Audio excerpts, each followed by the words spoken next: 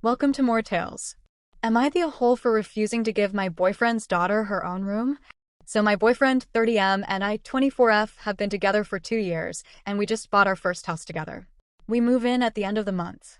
My boyfriend has a 4-year-old daughter, Kate, from a previous relationship. I love Kate with all my heart. She lives with her mom and comes to visit us for short stays and sleepovers, more often in the summertime. Our new house is about a 30-minute drive from Kate's mom's house. It has 3 bedrooms, a master bedroom, and 2 smaller bedrooms. We are converting one of the rooms into an office for my boyfriend and me to work from home, which leaves just 1 spare bedroom. Kate was really nervous about us moving so far away.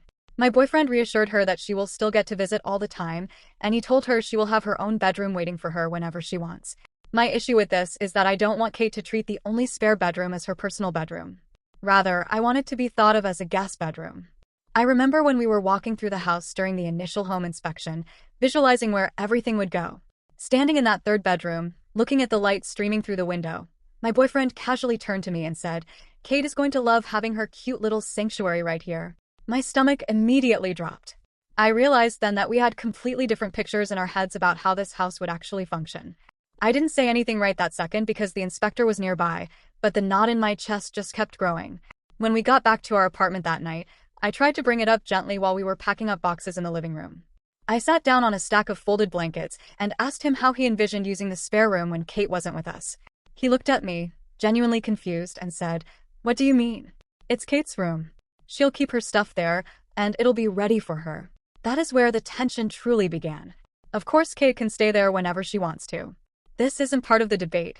I want her to feel welcome all the time, but I don't want it to be only her room. I don't want it to be filled to the brim with her toys, stuffed animals, and clothes so that nobody else feels comfortable sleeping in there. My family lives out of state, and when they come to visit, I want them to have a neutral, cozy space where they don't feel like they are trespassing in a little girl's private kingdom. I just don't think it's fair that a room is reserved strictly for someone who is not there 90% of the time. In addition, my boyfriend and I are planning to have a child of our own, and I want to make sure that when that happens, we will have space for them to live. I can only imagine the absolute circus in a few years if we have to tell Kate we are taking away her room to give to her new baby sibling. The resentment that could build between them terrifies me. I can picture the tears, the feeling of being replaced, and the chaos it would cause. That's why I want to set realistic expectations right now, that Kate is always welcome, but she will be welcome as a cherished guest in a shared space. We got into a massive, draining argument about this over dinner last night. I tried to explain my side logically, but he instantly got defensive. He accused me of trying to make his daughter feel like an outsider in her own father's life. He looked me dead in the eye and said that Kate needs her own dedicated space for stability, especially right now when she feels like we are moving further away from her. He suggested a compromise that I just cannot get behind, keeping a fold-out sofa bed in our shared home office for adult guests to sleep on, while officially designating the spare bedroom as Kate's room.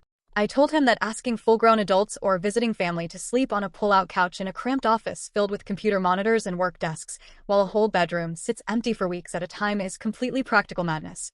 The conversation got so tense that we didn't even engage in any horizontal tango afterward.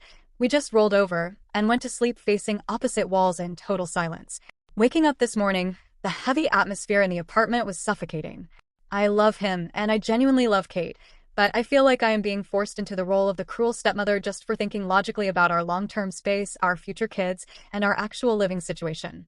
I still don't think it's fair to have a room just for Kate when she won't use it very often.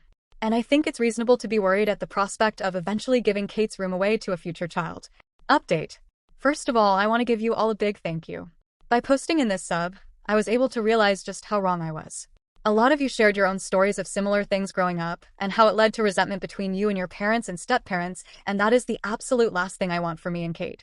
Call me naive, but I simply didn't realize the harm I was perpetuating by withholding a room of Kate's own. By doing so, I was removing a sense of true belonging and welcome. Reading through hundreds of comments made me understand that this wasn't really about 4 walls or a bed. It was about what those things represent to a child.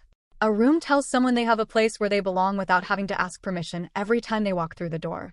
And to those of you that felt personally hurt and victimized by my actions, I am sorry.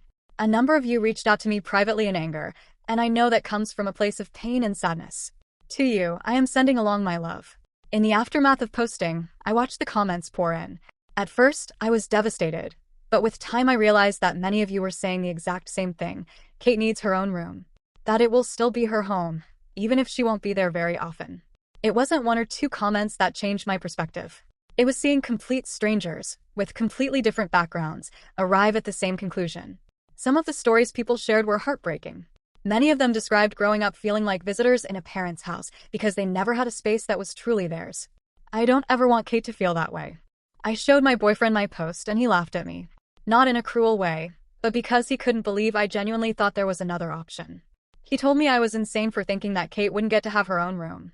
Looking back, I can see that he wasn't just arguing over a bedroom. He was protecting his daughter's sense of security, and I completely understand that now. The past few weeks have been occupied with our move and getting everything unpacked. Between carrying boxes, assembling furniture, and figuring out where everything belongs, we've slowly started making the house feel like a home. We haven't moved over Kate's bed and dresser yet, but we freshly painted the walls her favorite light blue and bought a brand new IKEA toy chest for her. We also picked out a few small decorations that match the room, and I found myself getting excited instead of worrying about how often she'd use it. Knowing she'll walk into a space that was made with her in mind feels very different now. We have decided to double the second room as an office and guest room, with a pull-out couch and 2 desks. The pull-out is comfortable as both a couch and a bed. I've tested it. It's a little crowded in there, but everything fits well enough, and realistically I don't think we'll be hosting overnight guests very often for a while. It's a compromise that makes sense, and nobody has to feel like they're being pushed aside. This past Sunday, my boyfriend brought Kate and me to a nearby federal park. We took a short hike to these ruins, one of Kate's favorite places in the world. We had a picnic, and while we were eating, I could tell Kate could barely sit still. She was smiling so hard she was practically glowing, and every few minutes she looked over at her dad like she was waiting for permission. Finally she asked, "Can we do it now?" I had absolutely no idea what she meant. He smiled and told her we'd wait until after lunch. It turns out the two of them had been planning this for a while. They had spent many days together before she started preschool, sitting in the park and working out every little detail without me knowing. My boyfriend got down on one knee, but before he could say much, Kate asked if I would marry her daddy. It completely caught me off guard. My boyfriend and I had always agreed that marriage wasn't something we planned on, so I never expected that moment. Somehow hearing the question come from Kate made it even more emotional. My heart almost stopped, and of course I said yes. Afterwards, my boyfriend told me that with the move, starting this new chapter together, and building a home as a family, it finally felt like the right time. As many of you have said, I shouldn't have been concerned with welcoming Kate into my home. Rather, I should be concerned with being welcomed into Kate's home. And I do feel this. I want to be a part of Kate's family, and I feel very lucky to be given the opportunity. And I promise I won't let it go to waste. Thank you for visiting More Tales.